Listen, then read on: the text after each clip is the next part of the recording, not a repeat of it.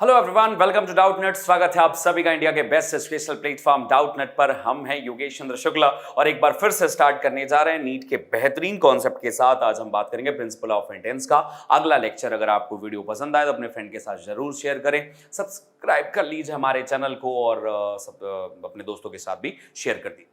ठीक है, चलिए बिना लेट किए हुए स्टार्ट करते हैं आज के बेहतरीन कॉन्सेप्ट एनसीईआरटी हाईलाइट के साथ। और ये चीजें आपके लिए बहुत ज्यादा जरूरी होंगी और आप इसे अच्छे से कंप्लीट कर करके चीजों को आगे बढ़ते चले जाएंगे, ये पक्की बात है। सबसे पहली चीज मैं आप लोगों से एक क्वेश्चन पूछना चाहूंगा कि यार इनकम्प्लीट डोमिनेंस का जो एग्जांपल है वो उसके एग्जांपल कौन कौन है। तो फटाफट आप मुझे एक जवाब बताएंगे कि यार मैंने आपको पढ़ाया था इनकम्प्लीट डोमिनेंस, और सारे बच्चे आप मुझे बताइए कि जो हम इनकम्प्लीट डोमिनेंस की बात करते हैं उस इनकम्प्लीट डोमिनेंस का एग्जाम्पल कौन है। वो दो एग्जाम्पल फटाफट आप मुझे बता दो तो आज की कहानी हम आगे बढ़ाते हैं। सो मैंने लास्ट क्लास में आप लोगों को इनकम्प्लीट डोमिनेंस पढ़ाया था और आज के कॉन्सेप्ट पे आपको मैं दो चीजें पढ़ाऊंगा। एक तो कॉन्सेप्ट ऑफ डोमिनेंस, एक ऐसा टॉपिक जो बच्चे टीचर्स जनरली स्किप कर देते हैं, बच्चों के दिमाग में ये बैठता नहीं है, उस टॉपिक के ऊपर आज हम डिस्कशन करने वाले हैं और फिर हम आगे टॉपिक पे जाएंगे। कोई भी चीज पे बहुत ज्यादा उलझे नहीं रहना है, कम शब्दों में आसान भाषा में हम चीजों को जान जाएं और उसके बाद आगे बढ़ जाएं, ऐसी हमारी कॉन्सेप्ट कोई कोशिश होगी। देखो यार, सबसे पहली चीज ये है, मान लेते हैं जस्ट एग्जाम्पल के लिए कोई भी एक ऐसा शॉर्ट एग्जाम्पल मैं आपको देता हूं कि मान लो हमारे पास कोई एक जीन है, जस्ट लाइक ये कोई एक जीन है, ये कोई अलील्स है, ठीक है, ये हमारे पास एक अलील है। अब ये अलील जो है कोई ऐसा एक कैरेक्टर बनाता था, ठीक है, ये कैरेक्टर्स बनाता था, कैरेक्टर बनाता था, या फिर कैरेक्टर मतलब कोई भी कैरेक्टर हुआ तो मान लो जस्ट लाइक एक एंजाइम बनाता था, ठीक है। ये एंजाइम कुछ फंक्शन था, इसका कुछ वर्क था, वो बढ़िया ऐसी लाइफ चलती रही, मस्त कुछ ऐसा चलता रहा। ये है एक लाइफ। कॉन्सेप्ट ऑफ डोमिनेंस आया कहां से, मतलब मैं ये बता रहा हूं कॉन्सेप्ट ऑफ डोमिनेंस को आज इस दुनिया में क्या रोल है उसका और वो कैसे काम करता है। तो कॉन्सेप्ट ऑफ डोमिनेंस को अगर आपको समझना है तो हमें ये जानना है कि देखो यार, एक एलील है जो कैरेक्टर है, जिसके एंजाइम है और वो वर्क कर रहा है, फंक्शन काम कर रहा है। फिर आज के टाइम पे ड्यू टू म्यूटेशन, जैसे अब ये एनसीईआरटी लिखती नहीं है पर अपन मान लेते हैं कि ड्यू टू म्यूटेशन हो गया, कुछ उसमें चेंज हो गए और म्यूटेशन के बाद हमारे पास आज वो एलील्स 3 टाइप के इस दुनिया में दिखाई देंगे। जस्ट एक शॉर्ट मान लेते हैं कि आज इस दुनिया में वो एलील 3 टाइप के म्यूटेशन से कुछ चेंज हो गया। एक पहला एलील ऐसा है, एलील है, ठीक है, बट इसका जो है ना थोड़ा सा लेस फ्रीक्वेंसी का हो गया है, लेस फ्रीक्वेंसी का हो गया है, मतलब थोड़ा सा ज्यादा फर्क तो पड़ा नहीं है, थोड़ा सा मॉडिफिकेशन आया है, जीन की वजह से थोड़ा सा मॉडिफिकेशन आया है, पर लेस फ्रीक्वेंसी है, अभी भी ये फंक्शनल है, ठीक है। ये एक पहला चेंज आप देख पाएंगे कि यार अगर उस एंजाइम में, उस एलील्स में थोड़ा बहुत चेंज हो गया तो एंजाइमेटिक फंक्शन अभी हो रहा है, एंजाइम बने हुए हैं और एंजाइम जो बना हुआ है तो वो लेस फ्रीक्वेंसी का है, सेम टू सेम वैसा का वैसा ही दिखाई दे रहा है। मतलब एलील्स है, चेंज भी हुआ तब भी उसमें अभी भी वो कैरेक्टर दिखाई दे रहा है, इसका मतलब हम उसे मान सकते हैं कि थोड़ा सा डोमिनेंट कैरेक्टर है जो चेंज के बाद भी दिखाई दे रहा है, ठीक बात है। दूसरे टाइप के जीन एक दिखाई दिए, दूसरे टाइप का एंजाइम मतलब दूसरा कैरेक्टर जो है नो एंजाइम, या फिर आप इसे कह सकते हैं नॉन फंक्शनल एंजाइम। ये जो एंजाइम बना वो नॉन फंक्शनल एंजाइम बना, मतलब इसमें चेंज हो गया। ये दूसरा चीज आया कि वो कैरेक्टर जो कल तक अपने एक जीन को बना रहा था, आज वो जीन या तो लेस फ्रीक्वेंसी का हो गया, ये पहला केस हो गया, या तो वो एंजाइम बनाया बट वो फंक्शनल नहीं था, और तीसरा केस अपन मान सकते हैं कि नो एंजाइम्स देयर, यहां एंजाइम बना ही नहीं बना। अब सपोज वक्त के साथ ही इस एंजाइम के 3 चेंज हुए, कभी कभी एंजाइम बना ही नहीं, कंप्लीट रिसेसिव, दब गया कैरेक्टर, ये कैरेक्टर कहानी खत्म कर दिया, ये रिसेसिव बिहेवियर हो गया। ये वाला बिहेवियर हुआ, एंजाइम बना बट फंक्शनल नहीं बना, दोनों के बीच की कहानी हो गई। एंजाइम बना पर बीच का बना, ना डोमिनेंसी ना रिसेसिव, बीच की कहानी। और यहां पर एक कॉन्सेप्ट आया यार कि वो फंक्शनल नहीं था, चेंज हुआ भी लेकिन लेस फ्रीक्वेंसी का बना, थोड़ा कम बना।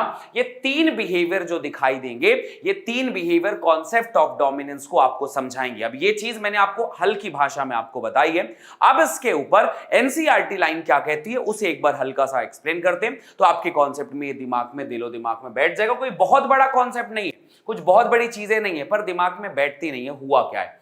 तो देखो यार, what is exactly dominance? Dominance का मतलब क्या है? एक आया, एक को दबा दिया, किसी ने कह दिया नहीं नहीं डोमिनेंस, किसी ने कह दिया नहीं इनकम्प्लीट डोमिनेंस, किसी ने कह दिया नहीं नहीं को डोमिनेंस। तो यार ये दुनिया की बातों में मतलब सब हमको बेवकूफ बना रहे हो क्या? सही कौन सा है? क्या इनकम्प्लीट डोमिनेंस सही है, क्या डोमिनेंस सही है, और डोमिनेंस को डोमिनेंस सही है, या डोमिनेंस सही है? तो असल में सारे सही अपनी जगह पे हैं, एग्जाम्पल अलग अलग है।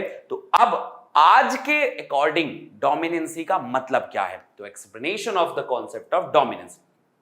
Why some allele dominant and recessive? क्यों अपने आप को कुछ लोगों ने एक्सप्रेस किया और क्यों कुछ लोगों ने अपने आप को एक्सप्रेस नहीं किया? रीजन क्या है इसका? मतलब मान लिया चलो मैंने स्मॉल टी रिसेसिव है, क्यों भाई? उसने क्या दुश्मनी की है बेचारा? छोटापन रिसेसिव का कैरेक्टर है, बड़ा होना बस अच्छी बात होती है? नहीं नहीं, बिल्कुल नहीं। ठीक है, तो यही चीज है कि मेरे को मान लो छोटा ही चाहिए, आज मुझे बहुत बड़ा पौधा प्लांट चाहिए नहीं। जैसे एग्जांपल के लिए आम का प्लांट मुझे छोटा अच्छा लगता है, तो मैं क्या करूं? मुझे कुत्ते छोटे अच्छे लगते हैं, तो मैं क्या करूं? क्रॉस करवाऊंगा एक छोटे कुत्ते का बड़े कुत्ते से, बड़ा कुत्ता मुझे चाहिए ही नहीं। तो मेरी नजर में डोमिनेंसी एंड रिसेसिव को हम कैसे कंसीडर करेंगे, कैसे निकालेंगे? तो वही बात है यार कि सम रिसेसिव। तो ट्रैक दीज क्वेश्चन, हम इन क्वेश्चंस को अगर अपन ट्रैक करने की बात करें कि यार अगर हम इसका जो अगर ये कॉन्सेप्ट है, अगर हम इसको ट्रैक कर लेते हैं कि ये कैसे बिहेव करता है, तो हम इसके ऊपर कैसे काम करते हैं। So what gene? Every gene as you know by now contain the information express a particular traits। आज के अकॉर्डिंग अगर हम ये बात करें, अब तो थोड़ा सा मामला बदल गया ना, मेंडलिज्म ही बस को फॉलो करने की जरूरत नहीं है, अब तो लाइफ आगे बदल गई। तो अगर हम ये माने कि हर एक जीन है ट्रेट्स को बिहेव करता है, रखता है अपने साथ, सही बात है, ठीक है। इन डिप्लॉयड ऑर्गेनिज्म, जैसे हम लोग हैं डिप्लॉयड ऑर्गेनिज्म है, there are 2 copy of each gene. हर जीन की 2 कॉपी है, हर जीन की 2 कॉपी है। मतलब ये 23 पेयर इधर है, 23 पेयर इधर है, 11 नंबर का क्रोमोसोम इधर भी होगा, 11 नंबर का क्रोमोसोम इधर होगा, इसके पास भी एक छोटा सा जीन होगा, इसके पास भी छोटा सा जीन होगा, 2 जीन होंगे हमारे पास। एक आंख को बनाने का कैरेक्टर मां से भी आएगा और एक पिताजी से भी आएगा। तो मतलब हमारे पास मां के पास का भी कहानी है और पापा के पास का भी कहानी है। तो 2 जीन है, इधर भी जीन है, इधर भी जीन है। दोनों में से कोई एक ही रिप्रेजेंट करना है भाई, या फिर दोनों रिप्रेजेंट करना है, या फिर दोनों में से कुछ बीच का निकालना है। कुछ ऐसे कैरेक्टर्स हमें भी यहां पर दिखाने होंगे। तो सेट है हमारे पास, ठीक बात है। As a pair of allele, now these 2 alleles need not always be identical. अब ये जरूरी नहीं है कि दोनों जीन हमेशा आइडेंटिकल हो, कि इधर IA जीन हो तो इधर भी IA जीन हो, मतलब दोनों A ग्रुप बनाए। जरूरी नहीं है कि दोनों आइडेंटिकल ही हो, ठीक है, जैसे कि डोमिनेंसी में भी होता था। तो आज के एस्पेक्ट्स में भी, आज फैक्टर एक्टर तो कहानी हवे में उड़ गई ना यार, फैक्टर को कौन जानता है, लेकिन जीन को आज लोग जानते हैं। तो वही जीन मां के पास में भी है, वही जीन पिताजी के पास भी है। मां भी ब्लड ग्रुप को बनाने का जीन दे रही है, पिताजी भी जीन दे रहे हैं। दोनों कह रहे हैं कि लो यार तुम जीन बनाओ, और हमको दोनों को लेना है। मां का कैरेक्टर तो आएगा ही डेफिनेटली, यहां पर स्पर्म से भी ये जीन आएगा ही आएगा और ओवा से भी यही आएगा, और हम पक्की बात है दोनों को मिलाकर ही बनाएंगे। और इसका भी एक जीन है, इसका भी एक जीन है। तो जरूरी नहीं हमेशा आइडेंटिकल हो, कभी कभी नॉन आइडेंटिकल। अब हेट्रोजाइगस कंडीशन हो गई। जस्ट एग्जांपल, ये कैपिटल A यहां पर आ गया और इधर कैपिटल B आ गया, ये केस हो गया। क्या करें अब उस समय पे? तो यहां पर देखा जाएगा one of them may be different due to some changes. उनके अंदर कुछ चेंजेस आएंगे, ठीक है, जो हम आगे जाके अगले चैप्टर में पढ़ेंगे, अगले चैप्टर पे। ये modification information that particular alleles contain. अब ये दोनों मिलाकर कुछ मॉडिफिकेशन करेंगे जो एलील्स कंटेन किए हुए हैं। अब दोनों में से कोई एक कैरेक्टर आएगा। अब जैसे इस केस में देखोगे तो इस केस में तो यार AB आ गया, तो ये हो गया तुम्हारा इनकम्प्लीट कोडोमिनेंस। यहां पर तुम्हें कोडोमिनेंस दिखाई देने लग गया, बहुत शानदार। पर अगर मुझे आंख का कलर लेना है, जस्ट एग्जांपल के लिए आई कलर लेना है, आई कलर, ठीक है, ये आईज का कलर जो है हमारे पास में 2 कैरेक्टर है। मान लो मां की आंख ब्लू है और पिताजी की आंख जो है वो जस्ट लाइक ग्रीन है, ठीक है। पापा जो है मान लो पीटर पार्कर है इंग्लैंड के, ठीक है, तो ये जो है ग्रीन है और ये जो है वो ब्लू है। माँ जो है सरिया राय जस्ट एक टाइप की जो एकदम ब्लू कलर का है। ये 2 एग्जांपल है। सीधी सी बात है, माँ के पास भी कलर बनाने का जीन होगा, पापा के पास भी कलर बनाने का जीन है। 2 जीन है भाई साहब, दोनों में से कौन जीतेगा? दोनों में से कौन जीन होगा? तो दोनों में से एक आएगा कैरेक्टर। अब इन दोनों में से हमें चेंज करना पड़ेगा। और ये चेंज कैसे आगे बढ़ता है यही मैं आपको बताता हूं कि हर कैरेक्टर को आने से पहले हमें कुछ एंजाइम्स चाहिए होते हैं। तो ये 3 तरीके से काम करता है। ये जीन भी अच्छा, आप लोगों ने अगले चैप्टर में जो पढ़ने का वादा मैंने आपसे पढ़ाने का वादा किया वो ये है कि देखो यार इस दुनिया में जीन कैसे बनाता है। आपको पता है जीन जो है वो एक डीएनए है, जस्ट एग्जांपल, ठीक है। जीन मिला मिलाकर डीएनए बनता है, डीएनए क्रोमोसोम बनता है। तो जीन जब अपने आप को रिप्रेजेंट करता है तो पहले आरएनए बनाता है और आरएनए बनाने के बाद प्रोटीन बनाता है। प्रोटीन बनाने के बाद इसने में बहुत सारे एंजाइम्स वगैरह चाहिए होते हैं, तब जाके वो कैरेक्टर बनता है। कैरेक्टर ऐसे ही बनते हैं। आपसे कभी कोई कहे कि डीएनए जीन कैरेक्टर बनाते हैं तो आप ऐसे याद रखना कि जीन है वो अपना एमआरएनए बनाएगा, एमआरएनए से प्रोटीन बनता है जिसे सेंट्रल डोग्मा कहते हैं और उसके बाद वो फिर कैरेक्टर में कन्वर्ट हो जाता है, कैरेक्टर बन गया। हर काम को होने के लिए एंजाइम चाहिए। तो हमारे पास 3 कार्यक्रम है कि यार या तो वो एंजाइम बना ही नहीं तो कैरेक्टर भी नहीं बना, मतलब ब्लू कलर आज नहीं बनेगा क्योंकि उसका जीन नहीं है, क्योंकि उसका एंजाइम नहीं है, तो फिर ग्रीन कलर की आंखें बनेंगी। या तो हो सकता है कि ब्लू कलर बन गया हो, ठीक है, ब्लू कलर बन रहा हो, एंजाइम बना हो पर ब्लू कलर ना बना हो, एंजाइम बना पर ब्लू कलर ना बना। और या तो तीसरा हो सकता है कि ब्लू कलर बन जाए। तो 3 तरीके हो सकते हैं, या तो पूरा बनेगा, या तो नॉन फंक्शनल बनेगा और या तो बनेगा ही नहीं।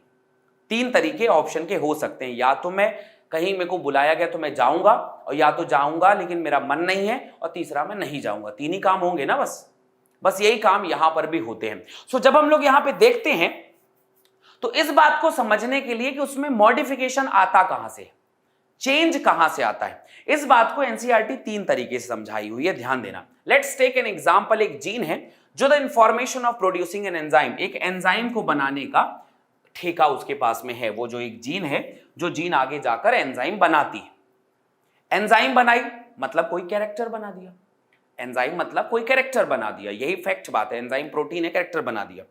अब यहां पर 2 कॉपी है जीन की, 2 कॉपी है जीन की, मतलब उनके पास जो एलील्स हैं उनके पास 2 कॉपी है। द 2 एलिलिक फॉर्म हो गया। एज्यूम करना it is more common that the normal allele produce the normal enzyme. एक तो सबसे पहली बात ये होती है कि जो हमारा नॉर्मल जीन है वो एंजाइम को बना दिया, तो मोस्ट कॉमन है कि वो एंजाइम बन जाएगा।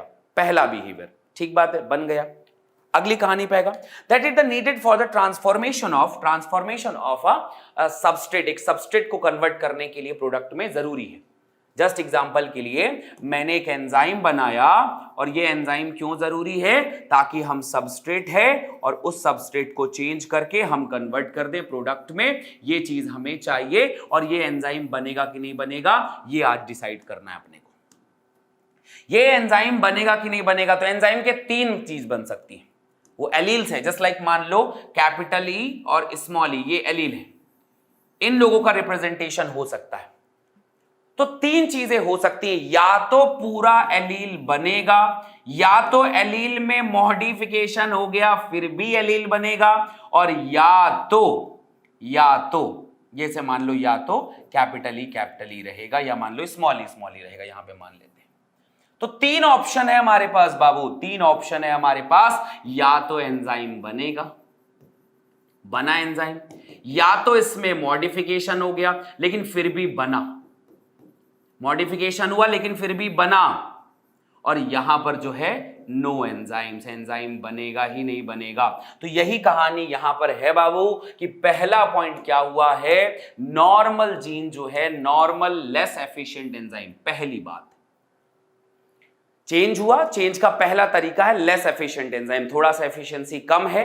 दूसरे में नॉन फंक्शनल एंजाइम, तीसरे में नो एंजाइम एट ऑल। यही है कॉन्सेप्ट ऑफ डोमिनेंस कि भैया दुनिया में 3 चीजें हो सकती हैं, एंजाइम बना बट फंक्शनल नहीं, या सेम उतनी ही फ्रीक्वेंसी का फंक्शन कर रहा है। तो एक में एंजाइम बनेगा, एक में एंजाइम नॉन फंक्शनल रहेगा, एक में जो है नो एंजाइम्स रहेंगे, एंजाइम बनेंगे ही नहीं। यही है कॉन्सेप्ट ऑफ डोमिनेंस, ये एनसीईआरटी बताती है। अब 2 केस बताया मैंने आपको। पहला केस बताया कि अगर एंजाइम बना है पर लेस एफिशिएंट का बना है, ज्यादा चेंज नहीं हुआ है, और दूसरे में नॉन फंक्शनल एंजाइम है, और तीसरे में नो एंजाइम है। इन दोनों केस को, तीनों केस को आप बड़े ध्यान से समझना। समझ में आ गई बात, यहां पे ये जीन ऐसा काम कर रहा है।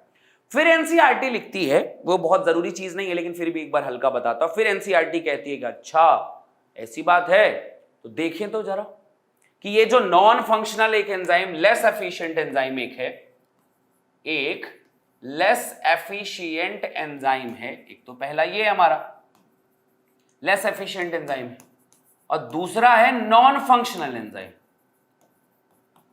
नॉन फंक्शनल एंजाइम, अब ये दो ही हैं, और जब एंजाइम है ही नहीं तो काम का क्या सवाल होगा। जब एंजाइम है नहीं तो फंक्शन भी नहीं, तो ये तो कहानी खत्म है। अब दो तरीके हैं, एंजाइम है भी, वो भी कम वाला, और एक एंजाइम फंक्शन ही नहीं कर रहा है। तो इन दोनों का क्या फर्क पड़ेगा, लेस एफिशिएंट एंजाइम का और नॉन फंक्शनल एंजाइम का क्या फर्क पड़ेगा, आइए मैं आपको एनसीईआरटी के अकॉर्डिंग बताता हूं कि इसका फर्क क्या पड़ेगा। In first case the modified allele is equivalent to the unmodified allele. मैंने आपको बताया ना, जो पहला केस है वो लेस एफिशिएंट एंजाइम, मतलब चाहे उसमें मॉडिफिकेशन करो चाहे ना करो, उस केस में एंजाइम बनेगा ही बनेगा। तो it will be produce the same phenotype, same phenotype बनाया, कोई चेंज नहीं किया, लक्षण में कोई बदलाव नहीं, कैरेक्टर्स में कोई बदलाव नहीं, सेम फिनोटाइप। पहले भी नीली आंखें बनती थी, आज भी नीली आंखें बनेंगी, कोई चेंजेस नहीं आएगा। पहला है result in the transformation of substrate, substrate transform हुआ है मतलब एंजाइम बना है, ये पहला केस है लेस एफिशिएंट एंजाइम।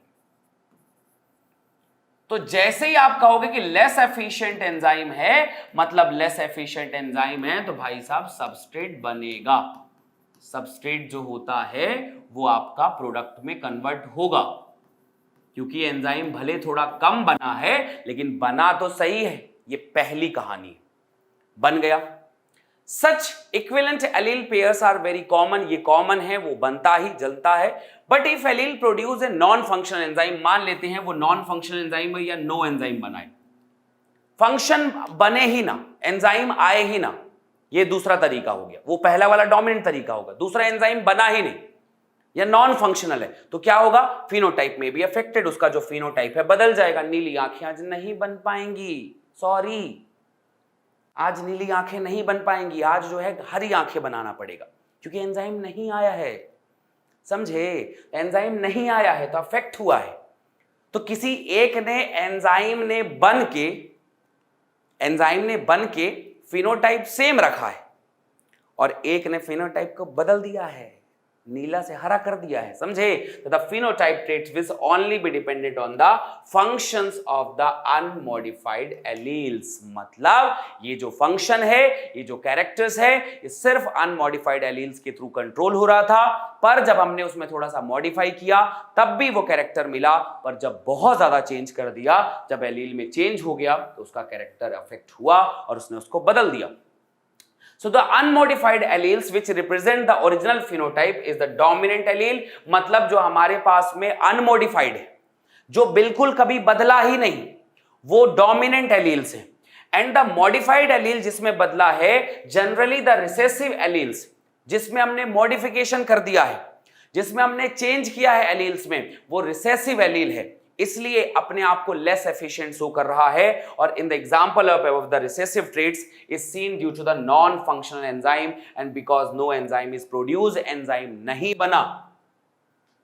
तो जो रिसेसिव ट्रेट्स जो होगा, रिसेसिव ट्रेट्स तब शो हुआ जब कोई एंजाइम नहीं बना, तब वो कैरेक्टर दिखाई दिया, अच्छा अच्छा अच्छा अच्छा, बनाना था नीली आंख बन गई हरी आंख। तो ये पूरी कहानी बस इतने ही कॉन्सेप्ट का है। होप सो आपको समझ में थोड़ा हॉच पॉच सा लगता है, पर आसान सी कहानी एकदम भाई, कि हमारे पास एक कैरेक्टर है, जस्ट एग्जांपल के लिए एक जीन है, अब इस जीन को कुछ बनाने के लिए हमको चाहिए एंजाइम। अब मान लो इस एंजाइम ने जो है आज जाके नीली नीली आंखें तेरी बना दी, ठीक है, जीन जो है, जी नीली नीली आंखें तेरी जो है वो बना दी इसने, ब्लू आइज हैप्लोटाइज, ठीक है, तो ब्लू आइज बना दिया हमने। अब ब्लू आइज एंजाइम बना है तो पहला एंजाइम तो बना, मस्त एंजाइम बना, ये डोमिनेंट एलील है, ये डोमिनेंट एलील्स होगा, just like capital E and capital E, क्योंकि एंजाइम बढ़िया बना है। और अगर आपको ब्लू आइज नहीं चाहिए तो आपको उसमें क्या करना पड़ेगा, तो सबसे पहले आपको करना पड़ेगा मॉडिफाइड करना पड़ेगा। सो मॉडिफाइड एलील्स हमारे सामने बनेंगे, और दूसरा या तो नो एंजाइम्स बनेगा, नो एंजाइम, या फिर नॉन नॉन फंक्शनल भी बनाना पड़ेगा। ये 3 तरीके होंगे। तो मॉडिफाइड जब हुआ तो सेम रहेगा, ये ब्लू आइज ही बनती रहेगी, ब्लू आइज ही बनती रहेगी। क्यों बनती रहेगी ब्लू आइज जी? ब्लू आइज बनती रहेगी क्योंकि मॉडिफाइड एलील भी लेस एफिशिएंट है, लेकिन है तो ना, लेस एफिशिएंट है पर है तो ना, तो आया इनके पास में एलील्स बने तो ब्लू आइज है। No enzyme and no functional enzyme, तो ये यहां पर एंजाइम नहीं है तो इसलिए वो कलर नहीं आएगा। और ये जो है मेरे भाई रिसेसिव ट्रेट्स हैं। अब ऐसे केस में याद रखना, ब्लू आइज की जगह क्या कर दें? व्हाइट आइज कर दें, ब्राउन आई कह देते हैं। ब्राउन आइज, ब्राउन आइज का कोई तारीफ नहीं करता ना, तो ब्राउन आइज मान लो रिसेसिव होगा। ये कैरेक्टर रिसेसिव है। ब्लू तब तक दिखाई दिया जब तक मॉडिफाइड था, जब नॉर्मल था ये दोनों केस में ब्लू आइज दिखाई दी। पर जैसे ही हमने एंजाइम नहीं बनाया, नॉन फंक्शनल एंजाइम बनाया, इस केस में अब आपको रिसेसिव शो करने लग जाएगा। यही कहानी सबसे बड़ी है जो हम आप कहते हैं कॉन्सेप्ट ऑफ डोमिनेंस के नाम पे, जो हल्की हल्की एनसीईआरटी ने लिखी हुई है। बच्चे कंफ्यूज होते हैं, बहुत परेशान होते हैं, इसलिए मैंने थोड़ा बता दिया कि आपके पास 3 तरीके हैं। पहला, नॉन फंक्शनल एंजाइम बनाने का जिससे वो पहले जैसे ही काम करेगा, और ये दोनों रिसेसिव ट्रेट्स को शो करेंगे क्योंकि ये दोनों रिसेसिव ट्रेट्स को ही शो कर सकते हैं, क्योंकि नॉन फंक्शनल एंजाइम है और नो एंजाइम्स देयर नहीं, एंजाइम भी नहीं है, इसलिए ये सब कुछ हो रहा है। बहुत शानदार। अगली बात पे पढ़ते हैं, अगली कहानी को समझते हैं। अगली कहानी क्या है? अगली कहानी कहती है कि यार कुछ और नियम लगाओ, यार कुछ अच्छे अच्छे से नियम लगाओ, ये सब तुम्हारे नियम तो ना पढ़ पढ़ के दिमाग खराब होता जा रहा है। तो फिर एक नया नियम आया, कोडोमिनेंस। क्या है जी कोडोमिनेंस? कोडोमिनेंस को पढ़ने वाले ने बताया कि कोडोमिनेंस का मतलब ऐसा है कि हमारे पास एक जीन है जिसका नाम है आई जीन। 3 अलील होते हैं भाई साहब इसके, 3 अलील, आई ए, आई बी और आई ओ, 3 अलील्स होते हैं। अब सवाल आया कि जो ए एलील है ये क्या बनाता है? तो आप ये बताना कि ये जो है ना, मतलब हमारे पास में आई ए जो है ये फॉर्म करेगा, ठीक है, मतलब क्या बोलना चाहिए, क्या बोलना चाहिए, responsible for I A gene जो होते हैं ना, रिस्पॉन्सिबल फॉर, ये क्यों किस लिए चीज के लिए रिस्पॉन्सिबल है? Responsible for a polysaccharide, A polysaccharide formation, A polysaccharide of RBC. RBC होता है ना हमारे पास, उसके ऊपर जो कवर बनाते हैं ए पॉलीसैकेराइड आरबीसीएस कवरिंग, इसको बनाती है, इसकी वजह से ए ग्रुप बनता है। कौन सा ग्रुप बनता है? ए ग्रुप बनता है। तो ए ग्रुप के लिए ए जिम्मेदार है, ए बनाता है, उसका कवरिंग बना देता है। तो जब ए टाइप पॉलीसैकेराइड बनेगा तो ए बनेगा। Responsible for B polysaccharide, B polysaccharide कौन सा ग्रुप बना? बी ग्रुप बाबू, बी जीन ने बी ग्रुप बनाया है। और जो आई है नो पॉलीसैकेराइड, और जब तक नो पॉलीसैकेराइड रहेगा, जब तक पॉलीसैकेराइड नहीं रहेगा, तो आप बताना ओ ग्रुप कहते हैं भाई साहब, इसको ओ ग्रुप कहते हैं। तो ग्रुप हमारे पास में 3 है भाई साहब, 3 ग्रुप है हमारे पास, ए बी एंड ओ। अगर आई ए जीन है तो वो ए पॉलीसैकेराइड बनाएगा, अगर बी है तो बी बनाएगा, और आई है तो कोई पॉलीसैकेराइड नहीं बनाएगा। इस बात को थोड़ा सा और समझने के लिए कुछ ऐसा देखो कि मान लो तुम्हारे पास मदर है और तुम्हारे पास फादर हैं, दोनों के जीन को मिक्स करना है मेरे बच्चे। तो मान लो माँ की तरफ से आई ए जीन आ रहा है और पिताजी ने भी आई ए जीन दिया है। आप मुझे बताओ जीनोटाइप आई ए और आई ए होगा कि नहीं होगा? अरे होगा कि नहीं होगा जी? ये होगा। और आई ए और आई ए जब दोनों मिलता है तो यहां से बनता है ए ग्रुप, सिर्फ और सिर्फ ए जीनोटाइप बना है, ए ग्रुप बनेगा, सिर्फ और सिर्फ ए ग्रुप। मान लो मां और पिताजी में से दोनों में से किसी से एक आई ए आ गया और सिर्फ किसी से आई आया, तो आई ए और आई में कौन बनाता है? सिर्फ ए बनाता है। अगेन ए ग्रुप बनेगा और ए ग्रुप बनने वाला ही है, ए पॉलीसैकेराइड बनेगा, और जब ए पॉलीसैकेराइड बनेगा तो हमारे पास ए ग्रुप ही बनेगा, ए ग्रुप ओनली। उसके बाद हमारे पास अगला ग्रुप है आई बी और आई जो है, तो आई बी और आई जो है, सॉरी आई बी और आई बी, ये दोनों कैरेक्टर मिले बाबू तो दोनों मिलकर बी ग्रुप बनाए। उन्होंने बी सैकेराइड ही बस बनाई थी इसलिए बी ग्रुप। अगर मान लो आई बी और आई होता तो दोनों में से सिर्फ आई बी ही बनाता है, तो आई बी और आई बी के बीच में लड़ाई में फिर बी ग्रुप बन गया, फिर बी ग्रुप बन गया। अगर हमारे पास में आई और आई हो, दोनों कुछ ना बनाए, तो आई ए और आई जो आई आई मिलकर ओ ग्रुप बन गया भाई, ओ ग्रुप बना दिया हमने कि कुछ बना ही नहीं तो ओ ग्रुप है। भाई साहब देखने वाली बात तो कुछ यूं है कि आई ए और आई बी दो जीन है। अब किसको रिप्रेजेंट करेगा भाई साहब, ए को कि बी को? क्या लगता है इस युद्ध में कौन जीतेगा? उसने ए को भी रिप्रेजेंट किया, बी को भी रिप्रेजेंट किया, ए को भी रिप्रेजेंट किया, बी को भी रिप्रेजेंट किया, और दोनों को रिप्रेजेंट करके ए बी ग्रुप दोनों बना दिया। देखने वाले देखते रह गए और बोले ऐसे कैसे हो गया? तो पता चला कि 3 एलील के 6 जीनोटाइप बने हैं। जितने एलील्स होते हैं उनके जो है ना पावर में 2 जीनोटाइप बनता है। 3 एलील 6 जीनोटाइप। अच्छा अगर आप कहोगे नहीं और भी बनेगा, तो आई ए इधर हो जाने से और आई इधर हो जाने से क्रम नहीं, सीक्वेंस नहीं बदल जाएगा, इतना ही रहेगा। तो ये आई ए और आई ए को तो ये तो सब समझ में आ गया। सबसे आखिरी में ये कॉन्सेप्ट आया कि आखिर दोनों ने खुद को कैसे रिप्रेजेंट किया। ये दोनों ने खुद को रिप्रेजेंट किया है मेरे बच्चे, एक रूल है जिसका नाम है codominance. So what is codominance? Codominance का मतलब when both genes are show their character, खुद के कैरेक्टर्स को शो करेगा, वो कोडोमिनेंस कहलाता है। कोडोमिनेंस की सबसे बेहतरीन कहानी है कि व्हाट इज कोडोमिनेंस। तो कोडोमिनेंस का मतलब F1 जनरेशन से बोथ पेरेंट्स जो हैं वो बने हुए हैं, और दोनों अगर कैरेक्टर हेटेरोजाइगस केस में मिल जाएं तो दोनों मिलाकर कैरेक्टर बनाते हैं। जैसे आरबीसी है, आरबीसी के ऊपर शुगर का पॉलीमर होता है, सैकराइड होता है, सरफेस होता है, उसके पास 3 जीन है, आई जीन को मिलाकर आई के एलील 3 हैं, आई ए, आई बी और आई ए और आई बी जो है वो रिस्पेक्टिवली प्रोड्यूस करते हैं, जैसे यहाँ पे लिखा हुआ सिग्निफिकेंट मेथड आई और आई, बट जबकि आई कुछ नहीं बनाता। आई ए जो है ए प्रोटीन बनाएगा, बी वाला बी शुगर बनाएगा, पर आई वाला कुछ नहीं बनाएगा। तो इस केस में अगर जब आप इनके केस को बनाते हैं तो आई ए जो है वो देखा जाएगा, और आई ए और आई ए में जब दोनों देखा जाएगा तो कौन लड़ेंगे, ये दोनों में कौन लड़ेगा, ठीक है। आई जीन जो है वो तो ठीक है, वो अपने आप को रिप्रेजेंट नहीं कर रहा है, पर आई ए और आई बी तो रिप्रेजेंट कर रहा है ना।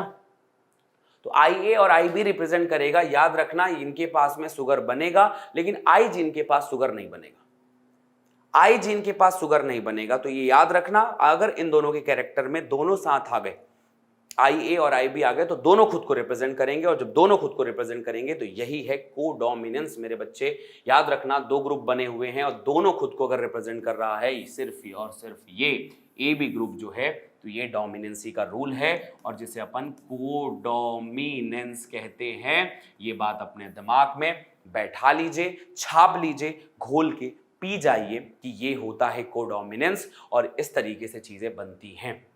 तो ये कोडोमिनेंस की कहानी हो गई। कोडोमिनेंस हमको इतना ही जानना है, इसमें कोई बहुत बड़ी चीज नहीं जाननी होती है कि आखिर ऐसा क्यों हुआ कि सारी चीजें शो होने लग गई, कोडोमिनेंस हो गया। कोडोमिनेंस के बाद एक और चीज है जो बहुत सिंपल है, बहुत आसानी से याद हो सकती है, अभी के अभी याद हो सकती है। एक है मल्टीपल एलेलिज्म। एक टॉपिक है जिसका नाम है मल्टीपल। सिंपल वे में समझना बेटा, हमें ना बोर्ड में, नीट में, सभी में अच्छे से नंबर लेकर आने हैं। So multiple allelism.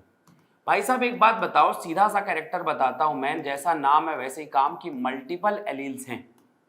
जैसा नाम वैसा काम, मल्टीपल एलील्स हैं, और मल्टीपल एलील्स जाकर अगर मान लो कोई एक कैरेक्टर बनाए, सिंगल कैरेक्टर बच्चा लोग अगर बनाए, तो उसे मल्टीपल एलीलिज्म कहते हैं। ऐसा कैसे हो सकता है?